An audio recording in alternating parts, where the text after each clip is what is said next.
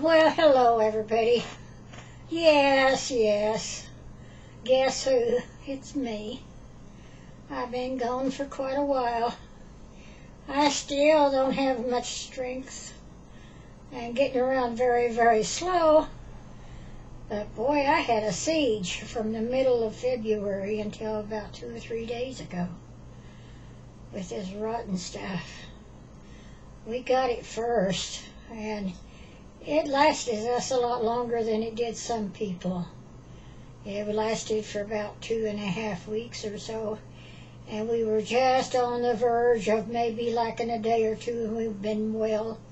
And my grandson, bless his heart, came in the house just a coughing and with a fever and just a coughing and coughing, wanting something for cough, and I got the cough drops and I got the throat lozenges and I gave him something for fever, and he was around for the rest of the morning and that evening, and then finally he went home. Well, lo and behold, instead of getting well in about a couple of 3 days, which we were planning on, we was on the verge, we got a double take of it. We went to the first doctor on the 25th of February after having it for about a week and a half, and he said that it was a viral infection, that he couldn't give us nothing, that they only give something for bacterial infection. And he was coughing, and he had the crap himself, and the girl that was in his office had it. So, actually, we could have gotten more of it from him. I don't know. But anyway, then we had a 6 months physical coming up here about a week or so ago, and we were still real bad, and it was for the first doctor we couldn't get in to see our regular doctor, so we had to see another doctor, but this time we got in to see our regular doctor, and he too said that he thought maybe I had a touch of pneumonia, and he sent us for blood work and me for a chest x-ray. But anyway, my husband and I both seemed to come out of it about the same time. So that is our long sex story, and it's a rotten stuff. And I got other things to talk about today. Brianna and her mom and dad, Shannon, and her dad and the whole family. I want to send out my condolences to you. I was told and heard about your grandmother and Shannon's mother.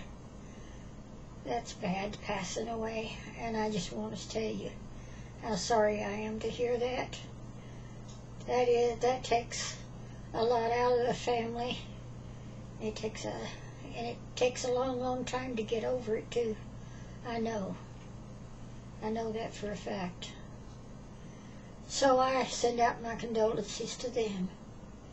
But then on a happier note, I heard from Gino.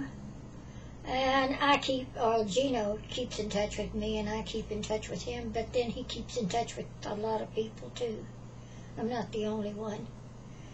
And he sent me a video of him and Erica doing a duet to get together, a song.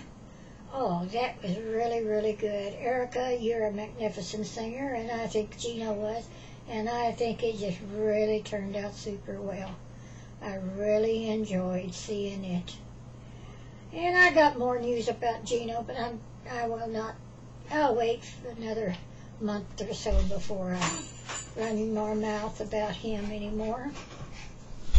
And I just want to say that I'm so proud of my daughter, Cree here. She is doing so well after her surgery, and she has been getting along really well. At first it was really super terrific, and her getting used to everything. But now, after this length of time, she does have her problems from now to time. But aren't we proud of her? Oh, golly, I'm so proud of her. I'm not proud of myself.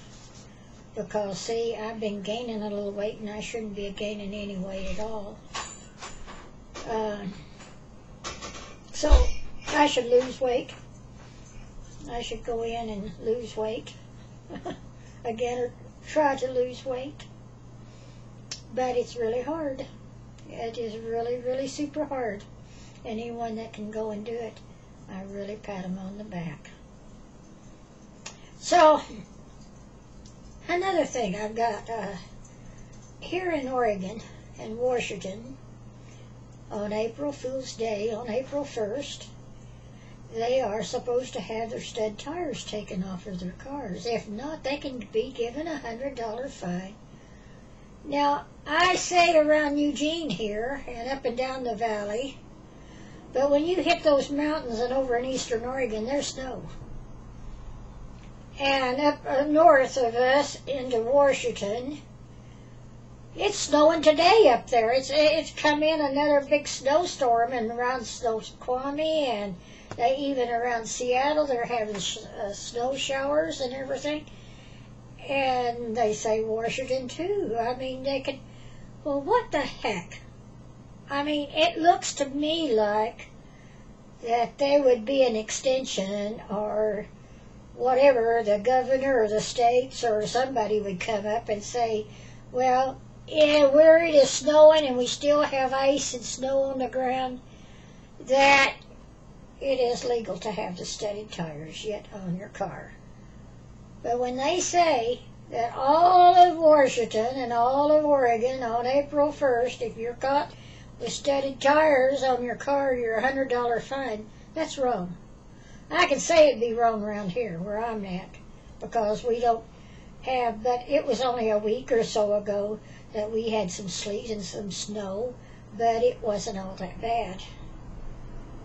But I think that's wrong, and I'm sounding off about that. I think that that is really, really terrible. That it may be fine. Here they are, maybe out running around on snow and ice because it's too dangerous to go anywhere without chains or studded tires. But then if the chains must be illegal too. Well, anyway, that's my gripe today. And not only that, there's something wrong with this America too. I have never read so many families and people shooting family and friends and killing them in all my life as I have in the last 2 or 3. I know the times are rough and times are tough. But just like I read in the paper today, that there was this woman that was out on the street. She was shot twice and she was bleeding, and they come to her help, and she says, oh, please help. They've been killed in the house. And so she told them when the police got there, well, they went in the house and they found, of all things, a 4-year-old, and it was still clinging to life, but it died on the way to the hospital. And they found a 9-year-old, and they found the mother of 20-some years old and the father of 32. And then they went upstairs and searching around in the house, and here they found the man that shot him. He'd already committed suicide himself. And they do not know reason why or anything else why he did it. I mean, for somebody just to go in the house and start shooting, they gotta be, and I just read all kinds of things like that in the paper anymore. I know, people, things are rough and they're tough out there. And it's only going to get worse before it gets better. But we all got to pray and ask God to help us through these things. And if you really believe and you really pray and you talk to God like you do and tell Him your troubles and everything, that you may have troubles, but they seem to go a lot easier for you. So I am praying, and I hope everybody else that gets this will pray for the whole United States and for every citizen there. There's just got to be something done. So I'm going to sign off, and I'm going to say God bless to each and every one of you today.